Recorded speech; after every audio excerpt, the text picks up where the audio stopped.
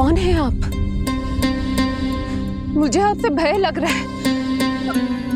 आप मेरे भैया नहीं हो सकते। सही कहा तूने। जो मेरे विनाश को जन्म दे, उस कुल घातिनी से मेरा कोई संबंध नहीं।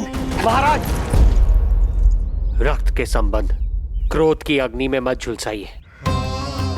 जिस बहन को आपने बचपन से आज तक इतना प्रेम दिया, क्या वो आपके विरुद्ध किसी षड्यंत्र में सहायक हो सकती है? भला हमारी संतान आपका विनाश क्यों करेगी? अपनी नवविवाहित बहन पर कृपा कीजिए महाराज।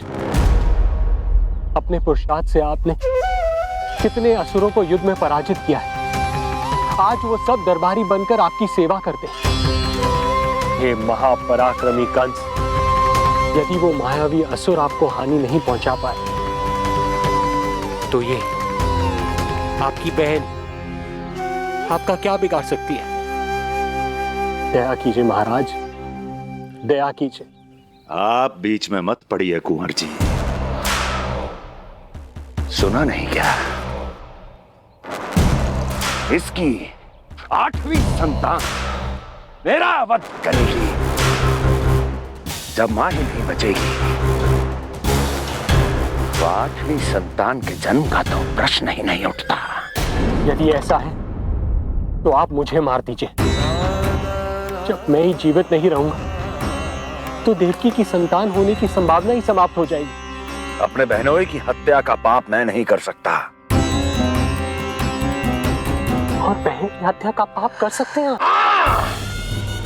जिसे जीवन भर प्रेम दिया है, उसके प्राण लेने का अधिकार है मुझे। प्रिय भैया, यदि आपको इस विषय में इतना संदेह है, तो आप हमारी 8वीं संतान के प्राण ले लीजिएगा।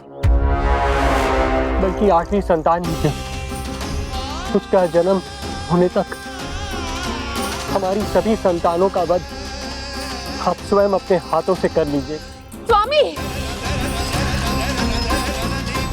हे मथुराधिपति, मेरी पत्नी को प्राण दान दे दीजिए। मैं महाराज शूरसेन का पुत्र वसुदेव आपको वचन देता हूं, अपनी 8 संतानों को जन्म लेते ही स्वयं आपके सामने प्रस्तुत करूंगा। अपनी 8 संतानों को जन्म लेते ही स्वयं आपके सामने प्रस्तुत करूंगा।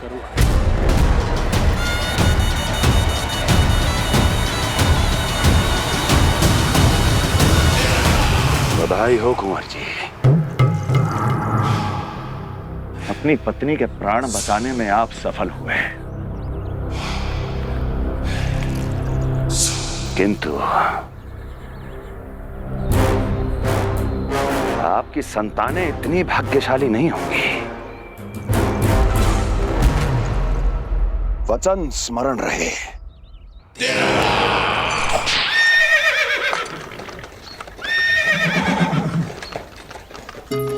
इस तरह रक्त की प्यासी कंस की तलवार की छाया में देवकी और वसुदेव का वैवाहिक जीवन प्रारंभ हुआ।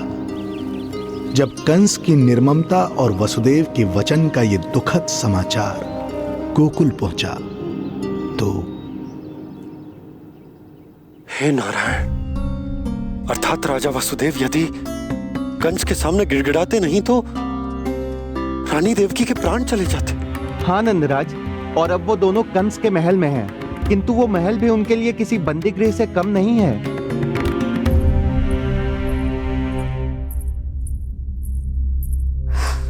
एक भाई अपनी बहन के साथ ऐसा करने की सोच भी कैसे सकता है? मेरा बस चले तो उस दुष्ट कंस को मटके में डाल के इसे घोट के रख दूं, जैसे मलाई घोट के माखन निकाला जाता है।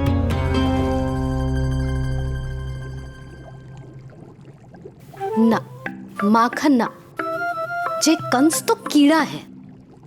इसे तो पटक पटक के ऐसे मारना चाहिए जैसे कीड़ा निकालने के लिए धान के गट्ठर को पटका जाता है।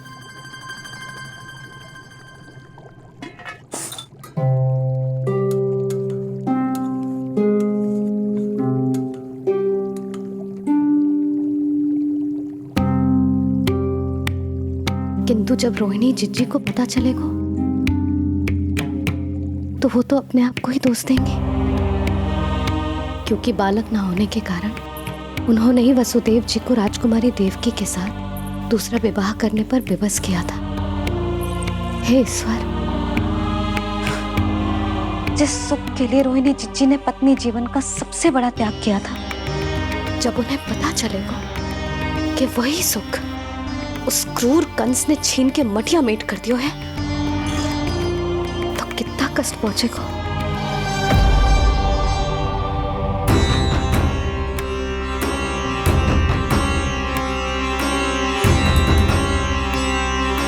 रोहिणी जीजी,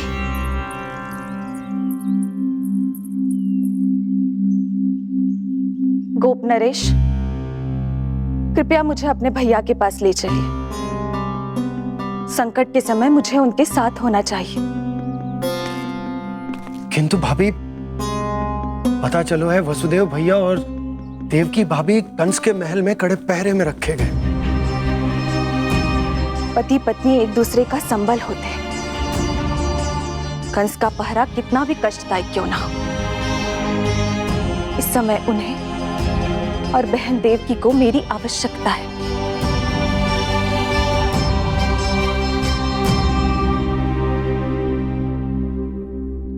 ये मेरी विवशता है। ये यादव कुलदीपक होकर भी आपको इस महल में बंदियों की तरह रहना पड़ रहा है, और मैं कुछ कर भी नहीं पा रही। काश आपने मुझसे विवाह ही ना किया होता। तो क्या मैं अपने भाग्य से भाग पाता देवकी? पूर्व जन्म के कर्मों के फल स्वरूप जो हमारी नियति में लिखा है वो तो हमें भोगना ही है। श्री हरि क्या करते हैं, कब और क्यों करते हैं, ये दुख हमारे जीवन में किस उद्देश्य से आए हैं, इन रहस्यों का पता लगा पाना हम मानवों के लिए संभव नहीं है देवकी।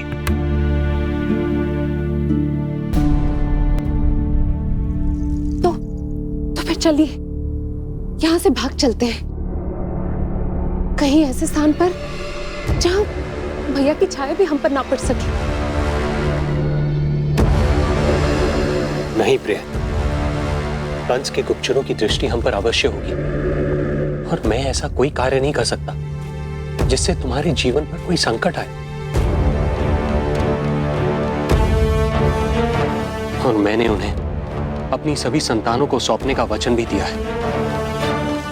अपना वचन मेरे लिए प्राणों से भी अधिक महत्वपूर्ण है देवकी।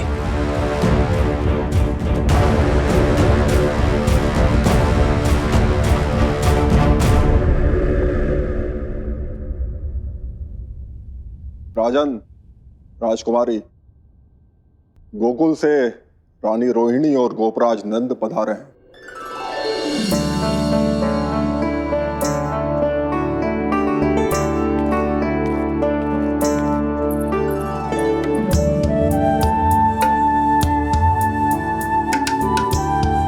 स्वामी,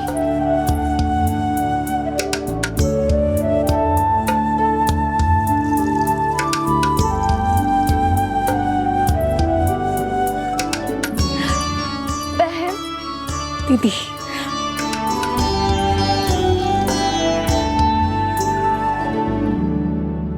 भाई नंद, जो आप हमारे लिए कर रहे हैं उसके लिए धन्यवाद शब्द बहुत छोटा है। मैं अपने भाग्य को स्वीकार कर चुका हूं। यदि यही श्री नारायण की इच्छा है तो यही सही।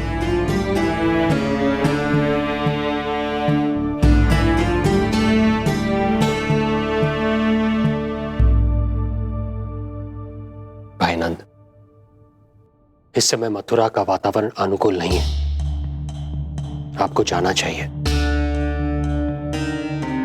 यशोदा भाभी भी चिंतित हो रही होंगी, उनसे कहिएगा हम यहां सुरक्षित हैं अभी तक।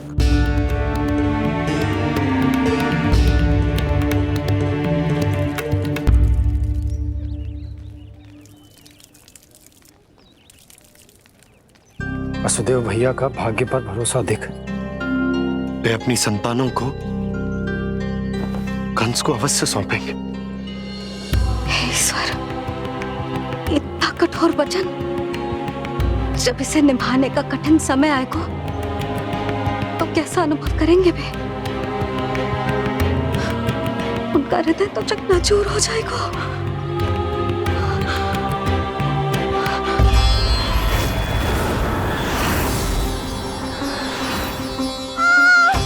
सब्र से सब ठीक हो जाएगा। देवकी, मैं महाराज शूरसेन का पुत्र वसुदेव आपको वचन देता हूँ, अपनी 8 संतानों को जन्म देते ही स्वयं आपके सामने प्रस्तुत करूंगा।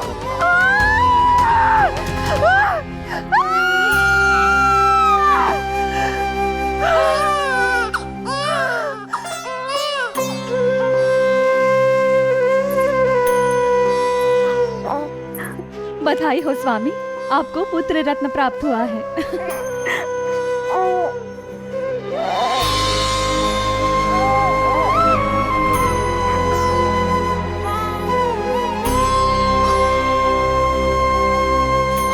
महाराज को पता चला तो क्या होगा?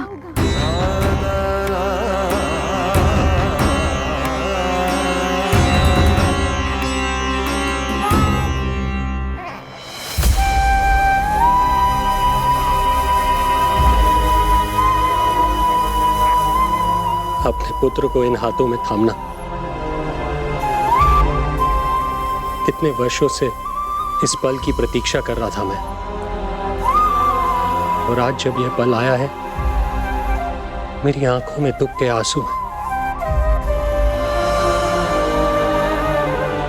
एक पिता जब प्रथम बार अपनी संतान को गोद में उठाता है तो सबसे पहले यह सोचता है कि उसे क्या नाम दूं, उसका सुनहरा भविष्य कैसे सुनिश्चित करे। किंतु मैं वो भाग्यहीन पिता हूं जो अपने पुत्र का भविष्य मृत्यु के अंधकार में डुबोने जा रहा है। मैं इसे नाम देकर क्या करूंगा?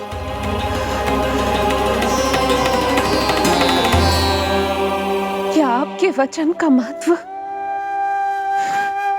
आपके पुत्र के प्राणों से अधिक है स्वामी?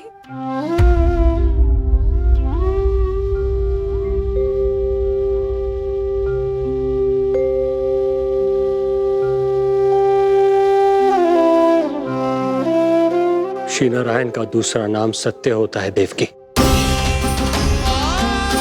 तुम ही कहो, मैं श्री नारायण से विमुख कैसे हो जाऊं? मुझे अपना वचन निभाना ही होगा।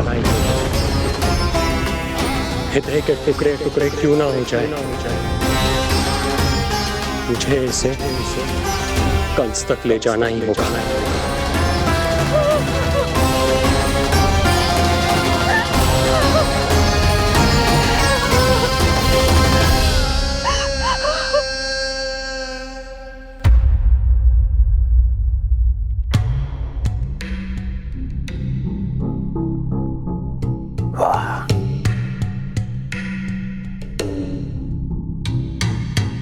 इतना स्वादिष्ट भोजन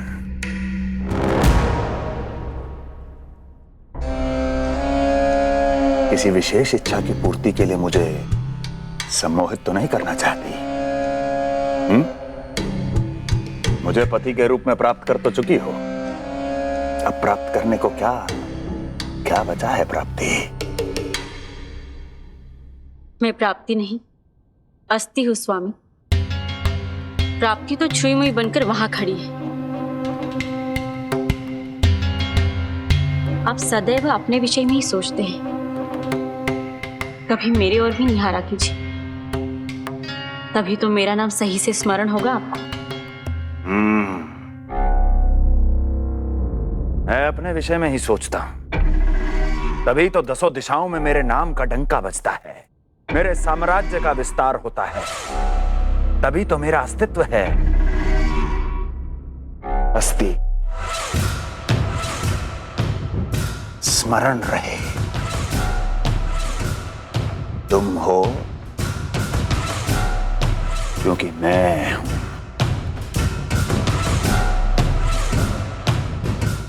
वन में यदि सिंह न हो तो उसके आश्रिति पर गीदड़ भी आक्रमण कर देते हैं। सिंह कभी अपने शत्रु को एक क्षण भी जीवित नहीं छोड़ता महाराज। आपने तो छोड़ दिया देवकी को। सिंह नहीं, आप वो गाय हैं जो अपनी कसाई से अथाह प्रेम करती है।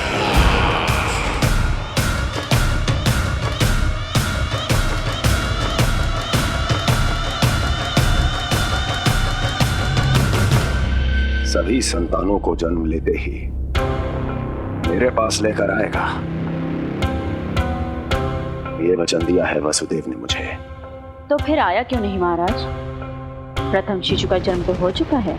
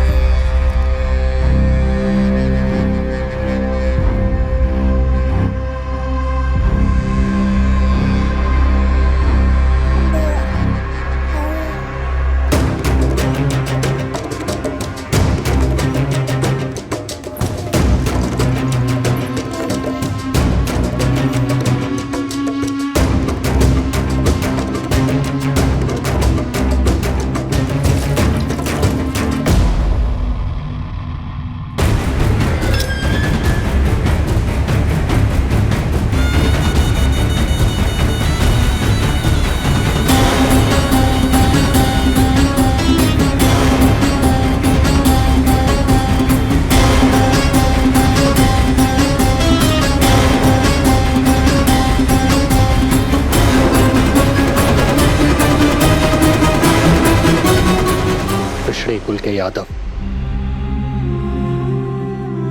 अपना वचन मिथ्या नहीं होने देते महाराज।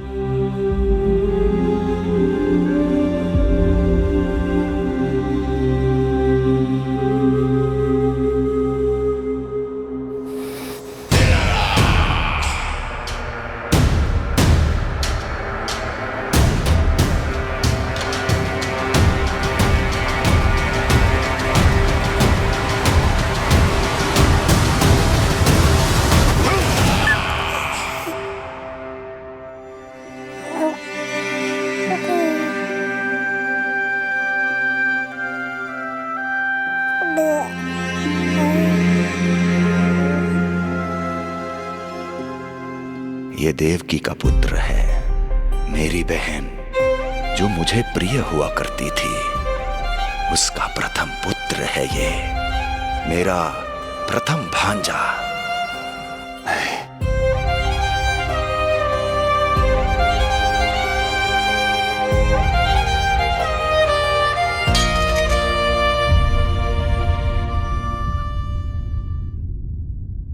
इसे वापस ले जाइए कुंवर जी।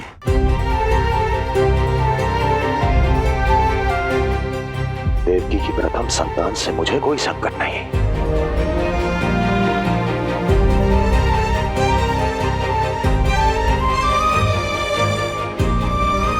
और आपको क्या लगता है कुंवर जी कि मैं कोई राक्षस हूं क्या?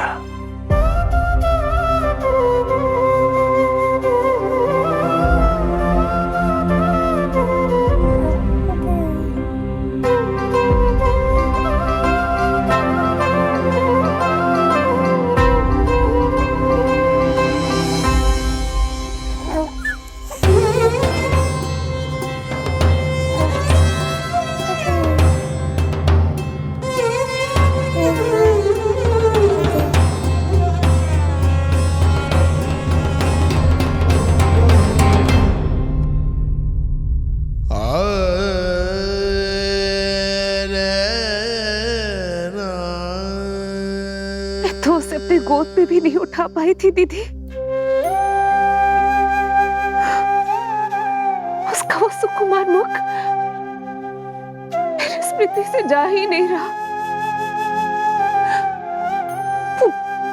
वो मधुर रुदन अभी तक मेरे कानों में गूंज रहा है। मैं तुम्हारी पीड़ा का अनुमान लगा सकती हूँ देवकी। मैंने उसे जन्म नहीं दिया था, फिर भी मेरे कान अभी तक उसके रुदन की ध्वनि सुन रहे हैं। क्योंकि ये अपनी माओ को पुकार रहा है। तुम्हारे भैया ने हमारे पुत्र को प्राणदान दे दिया है देवकी।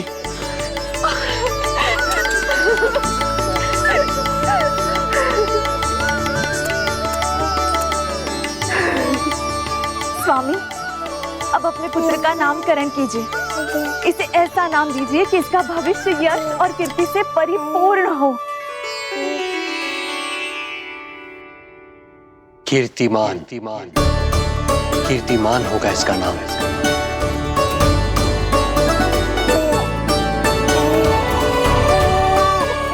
कीर्तिमान।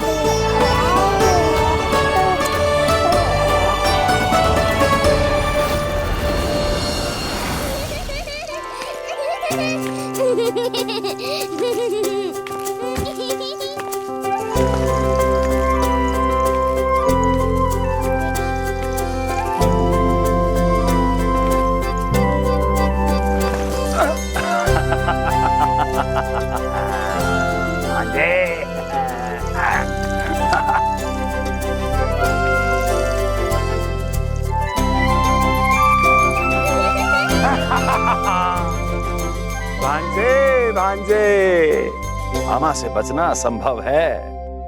मामा जी, आपकी भुजाओं में कितना बल है, मुझे पीड़ा हो रही है। मेरा दूसरा हाथ पकड़ लीजिए। तुझे पीड़ा हो रही है? ये ले।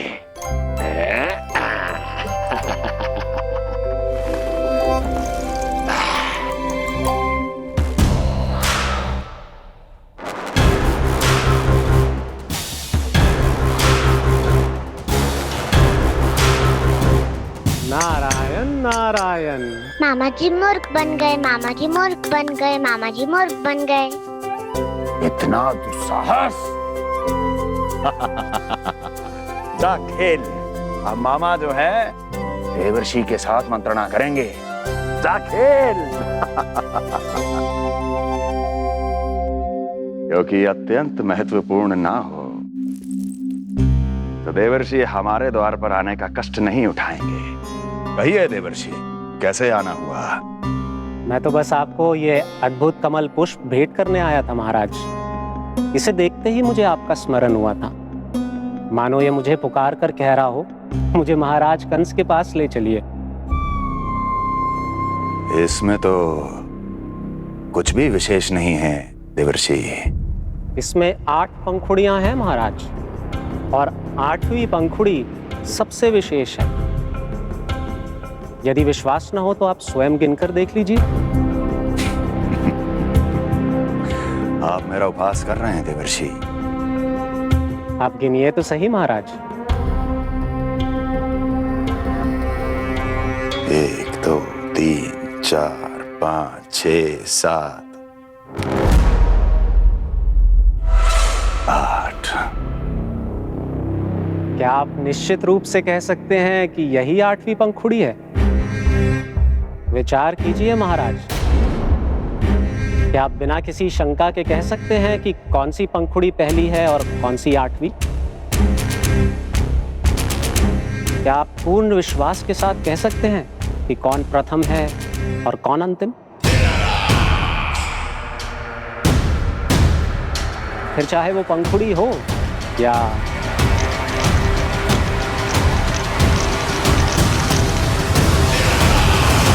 सावधान करने के लिए धन्यवाद देवर्षि। कंस के साथ धोखा करने वाले को अति भीषण दंड मिलेगा। भविष्य में ऐसी कल्पना मात्र से ही मेरे शत्रु भय से कांप उठेंगे। मथुरा नरेश, मैं तो मात्र पंखुड़ियों की बात कर रहा था। यदि आपने कुछ और समझ लिया है तो उसका उत्तरदायित्व मेरा नहीं है। नारायण नारायण।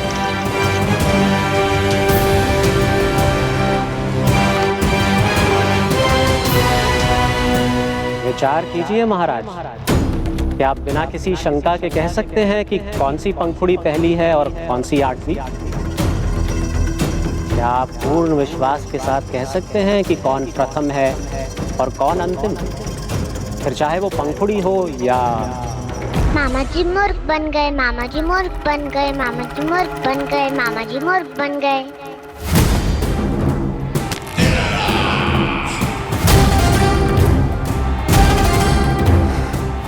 कंस को कोई मूर्ख नहीं बना सकता। कीर्तिमान। जी मामा जी। क्रोध काम लोभ मद मोह मत्सर, क्रोध काम लोभ मद मोह मत्सर, क्रोध काम लोभ। मामा जी मुझे दर्द हो रहा है। काम लोभ मद मोह मत्सर, क्रोध काम लोभ मद मोह मत्सर। स्वामी, ये कीर्तिमान के लिए कैसा लग रहा है? ये लीजिए स्वामी।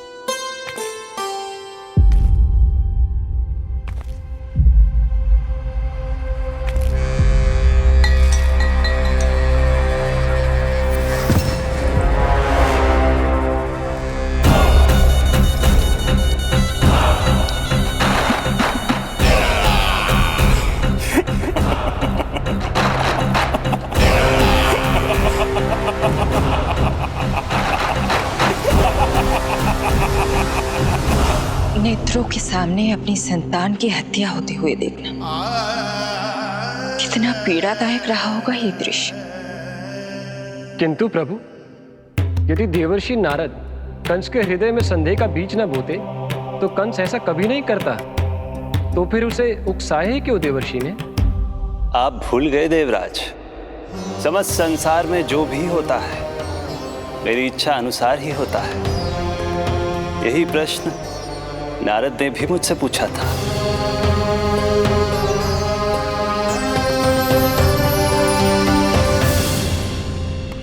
नारायण नारायण।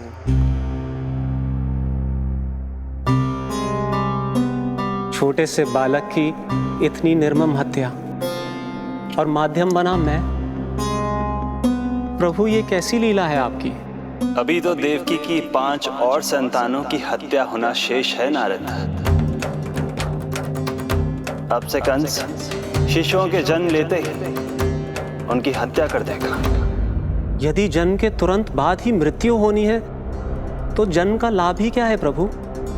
यही विधि का विधान है नारद। कीर्तिमान और शेष 5 बच्चे श्रापग्रस्त हैं। जन्म के कर्मों के अनुसार अल्पायु होना उनकी नियति है। उनकी मृत्यु के बाद ही शेषनाग के अंश के रूप में बलराम और मेरे अंश के रूप में श्री कृष्ण का अवतार संभव होगा।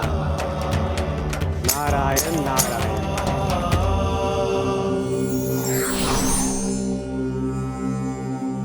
देवकी के पुत्र एक के बाद एक जन्म लेते रहे और उनकी हत्या कर कंस अपने पापों की संख्या में वृद्धि करता रहा। नहीं! मत मारो! मेरा पुत्र! मेरा पुत्र!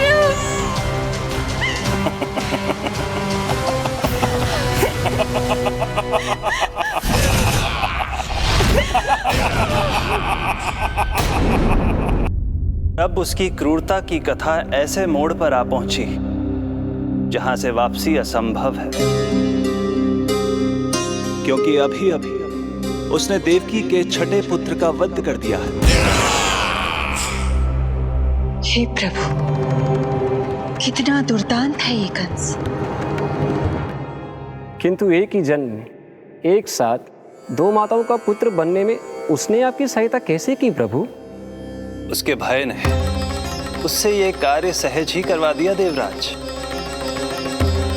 जन्म लेते ही माता देवकी के सभी पुत्रों की हत्या कर उसने मुझे विवश कर दिया है। अब जीवित रहने के लिए मेरे अवतार को माता देवकी की कोख से जन्म लेने के तुरंत बाद मैया यशोदा के पास गोकुल जाना ही होगा। और इस प्रकार कंस के कारण एक ही जन्म में दो माताओं का पुत्र बनने का आपका वचन सत्य सिद्ध होगा। आपकी लीला अपरंपार है प्रभु। आप सब अब निश्चिंत होकर जाइए। मेरे अवतार के जन्म होने की घड़ी अब निकट ही है। हम धन्य हुए प्रभु। हम धन्य हुए प्रभु।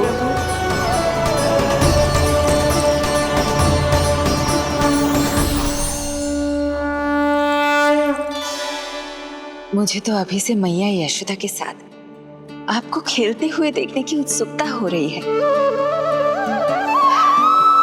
उनकी प्रवृत्ति कितनी निराली है। क्रोध ना करूं तो क्या करूं? देखिए इसकी सतानी, फिर चला गया सुलक्षणा के बगीचे में फूल खाने। और आपको तो पता है ना सुलक्षणा का, इतनी सी त्रुटि हो जाए पूरे गांव में बखान करने में कोई कमी ना रखती। और जे की अरे जब ग्वालिनों को पता चलेगा तो क्या कहेंगी? यही ना कि जसोदा अपने बच्चे को खाना ना देती, भूखा रखे है। सुनो जी, मैं तो कहती हूँ अब ब्याह करा देते इसका। अब वो ही ध्यान रखेगी इसका। केवल पत्नी सुधार सकती है तुझे। तुम इसके बारे में बात कर रही हो कि मेरे बारे में? नहीं, वैसे सारे गोकुल वाले यही कहते हैं कि हमारे घर पर तुम्हारा ही राज चलता है। हे नारायण, ये परिहास की बात है क्या? मैं इतना दबा के रखती हूँ क्या आपको? यशोदा, हास की बात थी। रामू के कारण मुंह से निकल गई। तुझसे तो मैं बात ही ना करूंगी। कर अपने मन की।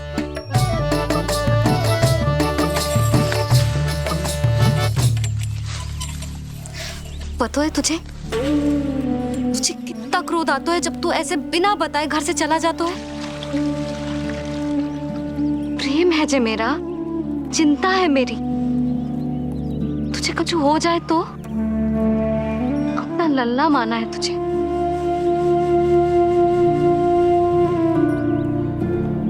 मेरे भाग्य में तो मां बनना लिखो ही ना है।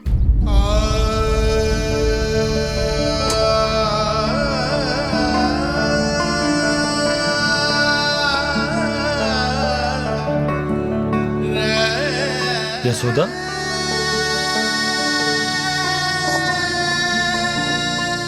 आपको पता है, जब मैं छोटी थी इसके जैसी चंचल थी। गांव वाले कहते थे एक बार बड़ी हो जाएगी अपने आप ठहराव आ जाएगा। ना आयो। फिर बड़े बूढ़े कहने लगे चिंता की कछु बात ना है, एक बार शादी हो जाएगी सब ठीक हो जाएगा।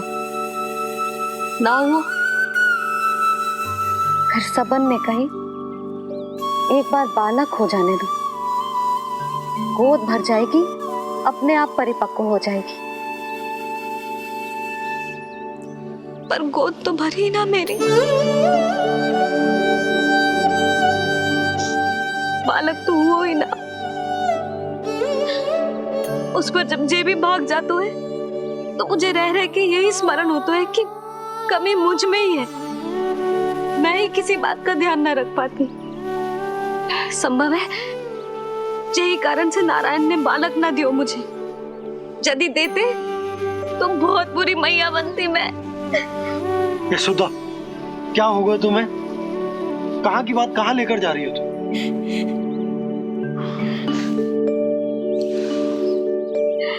बालक अवश्य होगा हमें, और बहुत अच्छी मैया बनोगी तुम। बस नारायण सही समय की प्रतीक्षा कर रहे हैं। मेरी तो ना सुन रहे बे। आप ही कह दियो उनसे, अब और प्रतीक्षा ना होगी मुझसे।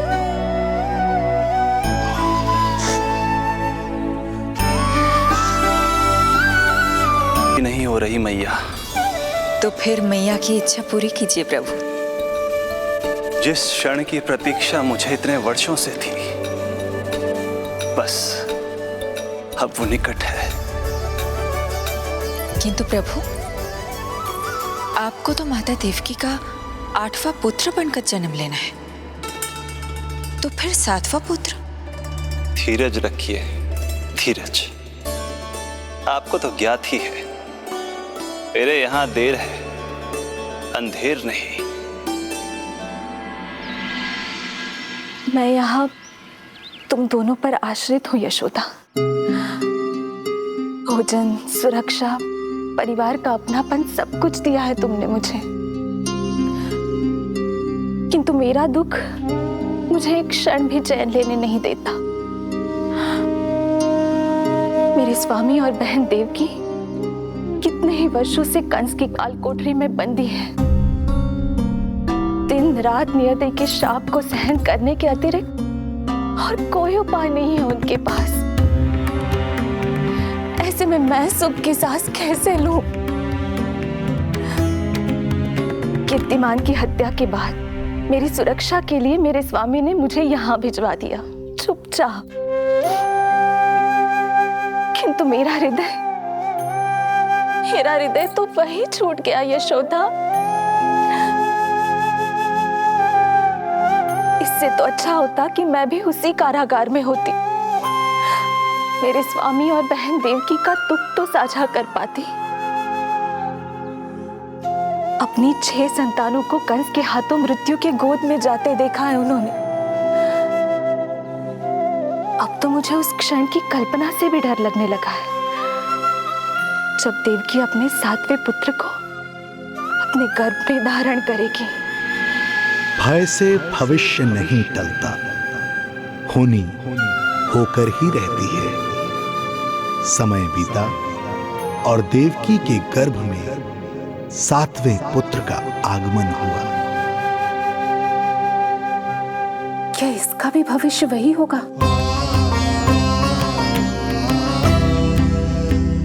जिसके भाइयों का हुआ था? इस बंदी गृह की दीवारें, प्रत्येक ईंट, प्रत्येक पत्थर, यहां तक कि यहां की वायु भी उस कंस की बंदी है। अब तक तो उसे सूचना भी मिल चुकी होगी। वो निर्दयी, क्रूर प्रतीक्षा कर रहा होगा कि कब तुम्हें प्रसव हो और कब उसकी तलवार हमारे नन्हे शिशु, हमारी 7वीं संतान का रक्त पिए।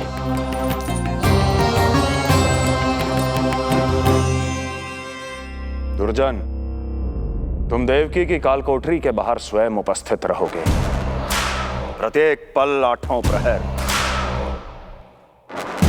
जैसे ही शिशु पहली श्वास ले, तुम मुझे सूचित करोगे। अवश्य महाराज, आज्ञा दें।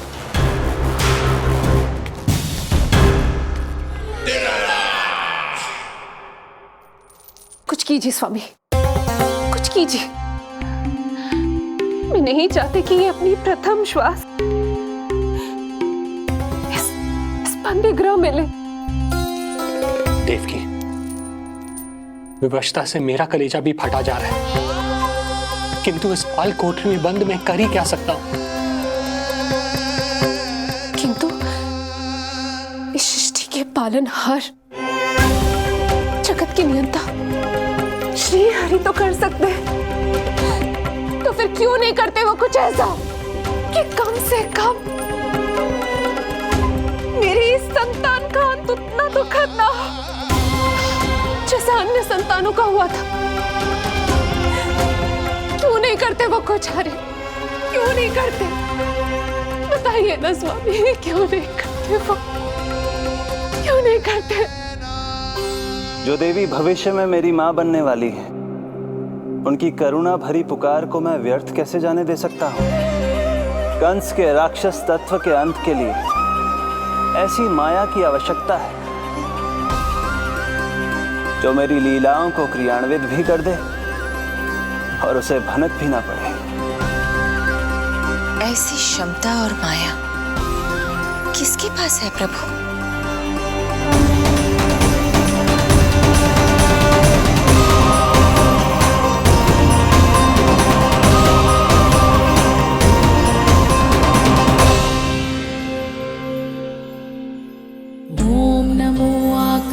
वर्षिणी ज्वालामालिनी ॐ नमो भगवती क्लेशनाशिनी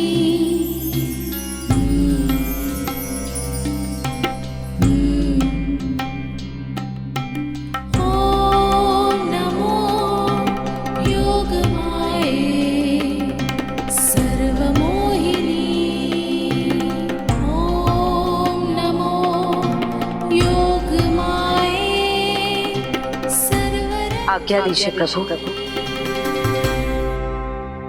माता देवकी का गर्भपात करके उस संतान को रानी रोहिणी के गर्भ में स्थापित कीजिए देवी।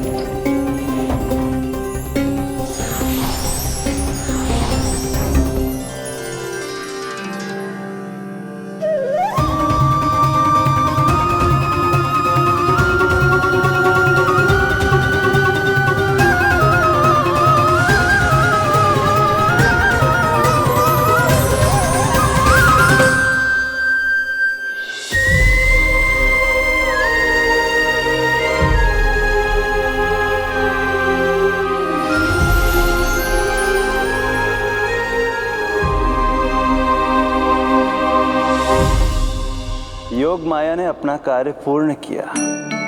सुबह सूर्य की रश्मियां देवी रोहिणी को ऐसा संदेश सुनाएंगी जिसे सुनकर वो प्रसन्नता से झूम उठेंगी।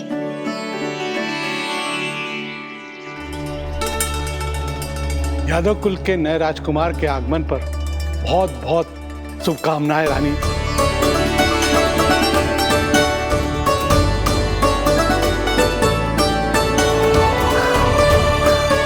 यशोदा, मैं माँ बनने वाली हूँ। यशोदा, सुना तुमने? चिच्ची, मैं माँ बनने वाली हूँ।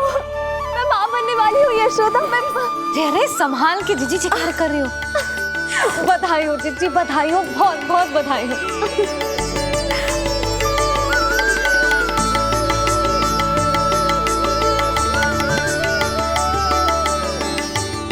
विधि का विधान भी विचित्र होता है। रोहिणी, जिनका ये पुत्र नहीं है, वो प्रसन्न है, किंतु देवकी, जिनका ये पुत्र है, वो व्याकुल है।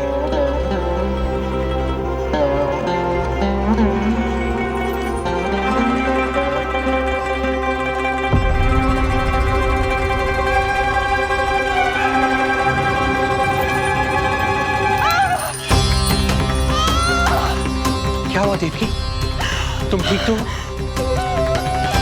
स्वामी, स्वामी मेरा पुत्र, स्वामी हमारा पुत्र चला गया। स्वामी हमारा पुत्र चला गया।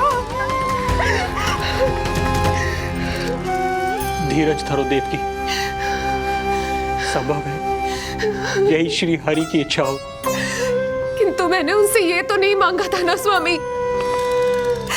मैंने कहा था हमारा पुत्र यहाँ श्वास न ले। इसका ये अर्थ नहीं था। क्यों किया नारायण ने ऐसा? क्यों किया?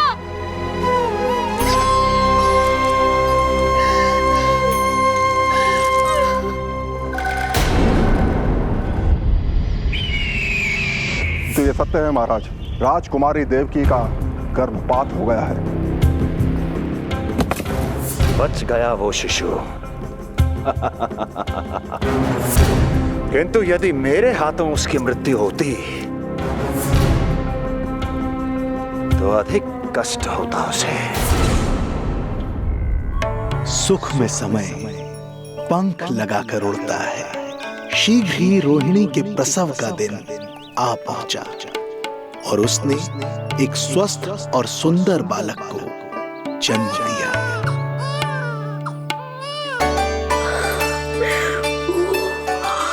लो जिज्जी, संभालो अपने लल्ला को, जी भर के निहार लो इसे।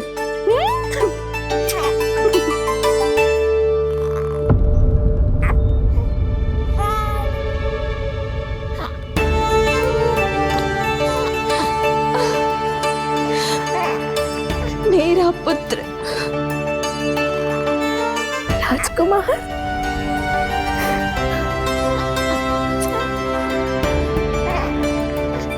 अच्छा जीजी, मैं तनिक इनको भी सूचना देकर आती हूँ। वसुदेव भैया तक भी तो जी शुभ समाचार पहुंचाना है। राजकुमार कौन है? हाँ, गोकुल का राजकुमार है। हाँ गोकुल का राजकुमार है मेरा बच्चा। बल तो इतना है कि पूछो ही मत आप। एक बार उंगली पकड़ लेना तो उसके बाद छुड़ाना अत्यंत कठिन हो जाता है।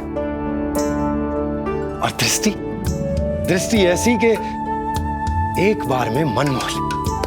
भगवान श्री राम की भांति सबको प्रसन्न रखता है। बस तो फिर उसका नाम बल राम रखना। तो फिर उसका नाम बल राम रखना। देवकी, बधाई हो, तुम छोटी मां बन गई। भैया, आप दोनों कछु चिंता न करियो।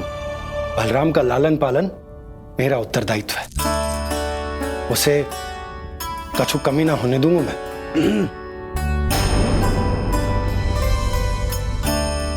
मुझे चलना चाहिए। कितने वर्षों बाद तुम्हारे कारण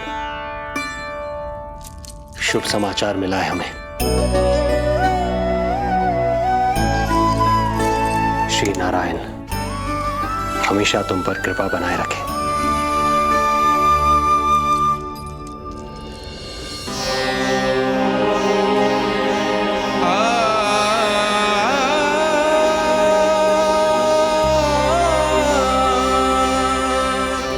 आपको बहुत बहुत बधाई हो स्वामी।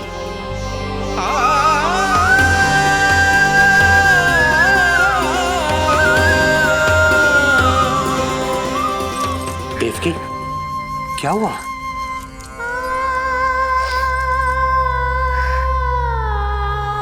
कुछ नहीं।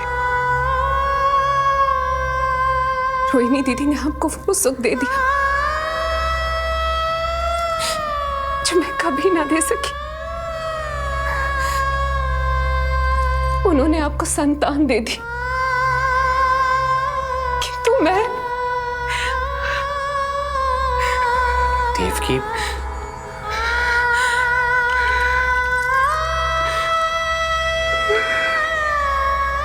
इस समय जो व्यथा माता देवकी की है वही पीड़ा माता यशोदा की भी है। माता देवकी की ममता अपनी सभी संतानों को खोने की वेदना से त्रस्त है, तो माता यशोदा की ममता संतान ना होने के संताप में झुलस रही है। सत्य कहा देवी, मुझे आभास हो रहा है मैया यशोदा का हृदय मुझे अपनी गोद में खिलाने के लिए कितना व्याकुल है। सच्ची श्री हरि, सच्ची मैं प्रसन्न हूं मैं कि आपके आशीर्वाद से रोहिणी जीजी को इतना प्यारा लल्ला हुआ है। पर मुझसे क्या त्रुटि हुई नारायण? मुझे क्यों न दियो आपने लल्ला? मुझसे क्या त्रुटि हुई नारायण? मुझे क्यों न दियो आपने लल्ला?